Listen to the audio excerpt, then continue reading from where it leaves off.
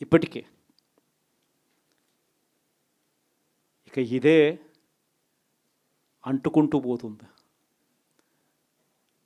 December జనవరి వచ్చే నాటికి ఏమయ్యా ఇవన్నీ మాకు చెప్పావు, 4,12,00,000 మంది ఓటర్ల లిస్టు, ఇందులో సగం మంది ఆడవాళ్ళే, అందరూ 18 సంవత్సరాల పైవారే ఓటర్ లిస్టులో ఉన్నారు అని అంటే, మరి వీరందరికీ 1,500 ప్రతి నెల ఇస్తానన్నాడు, సంవత్సరానికి 18,000.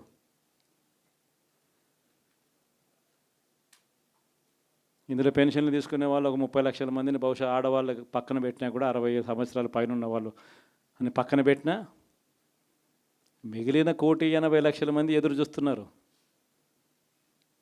అప్పుడే చంద్రబాబు వచ్చేసాడు, చాలా రోజులు అయిపోయింది, ఇంతవరకు మాకు రావాల్సిన 1,500 నెల నెల ఇస్తానన్న 1,500 ఇంకా రాలేదేమో అని చెప్పి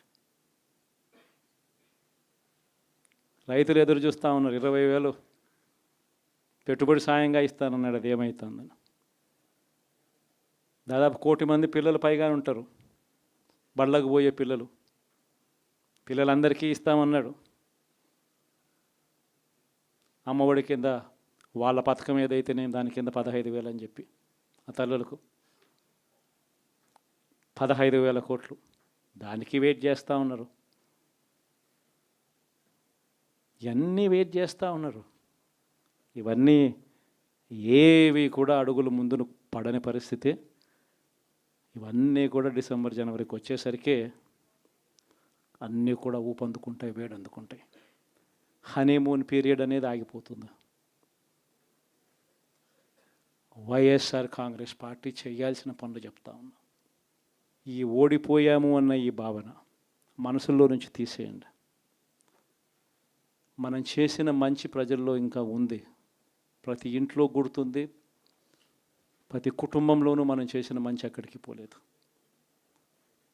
ప్రతి ఇంటికి మనం తలెత్తుకొని పోగలుగుతాం, తల దించుకొని కాదు, చెప్పిన పని చేయక కాదు, చెప్పిన పని చేసి తలెత్తుకొని పోగలుగుతాం ప్రతి ఇంటికి కూడా. మనం కేవలం చంద్రబాబు నాయుడు ప్రలోభాలకు మోసపోయిన పరిస్థితుల మధ్య మనకు అంతో ఇంతో అపజయం ఏదైనా జరిగిందేమో. ఆ మోసాలు ఎప్పుడైతే మోసాల కింద తేటతెల్లం అవుతాయో, ప్రజల్లో ఆ సింపతి, మన పట్ల ప్రేమ, ఆయన పట్ల కోపం రెండూ కూడా ఏకమవుతాయి. మనల్ని గొప్ప మెజారిటీలతో మళ్ళీ మనల్ని తీసుకొస్తారు.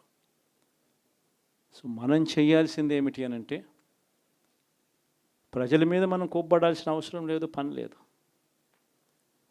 మోసపోవడం అన్నది ఒక్కొక్కసారి జరుగుతూ ఉంటాయి.